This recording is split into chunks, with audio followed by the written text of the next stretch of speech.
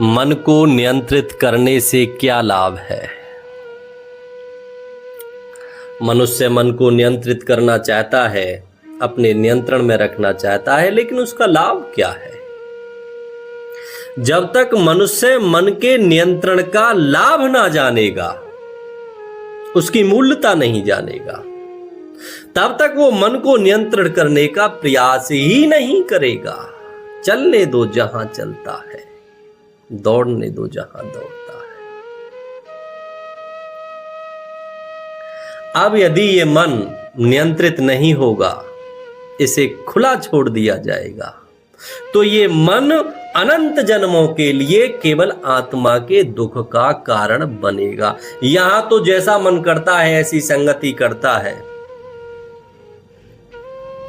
मन सोचता ही नहीं कि कौन सा कर्म धर्म का कर्म है, कौन सा कर्म अधर्म का कर्म है, सत्य क्या है, असत्य क्या है, कर्मों की गहन गति क्या है, किस कर्म से आत्मा को कौन कौन सी योनि प्राप्त होती है, आत्मा किस किस जन्म में किस किस प्रकार कष्टों को प्राप्त होती है। जो आत्मा का चिंतन नहीं करता होगा, मंथन नहीं करता होगा, आत्मा को जो मानता नहीं होगा, परमात्मा को जो मानता नहीं होगा, वो कभी भी अपने मन को सही दिशा देने की कोशिश नहीं करेगा। मन को नियंत्रित वही करना चाहेगा, मन को दिशा वही देना चाहेगा जिसे थोड़ा बहुत आत्मा और परमात्मा के होने पर विश्वास होगा,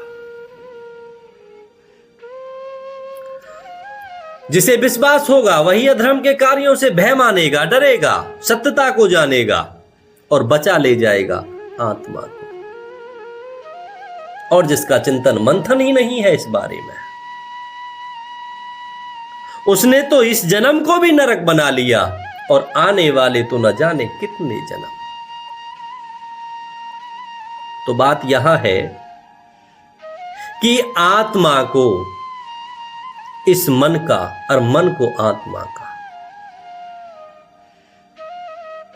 इन दोनों को एक दूसरे का संगी बनाया जाए।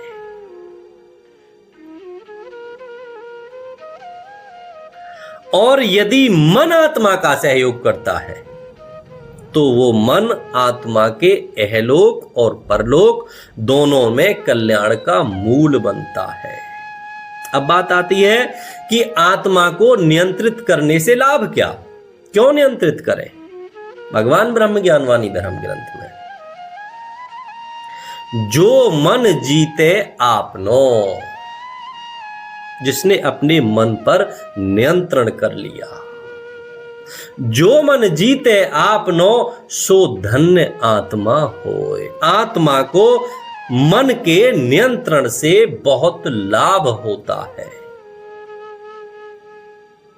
वो आत्मा और मन इहलोक और परलोक दोनों में आनंद का मूल हो जाते हैं। जिसने अपने मन को नियंत्रित कर लिया, उसने अपनी आत्मा को उचित मार्ग दे दिया। और दूसरी बात,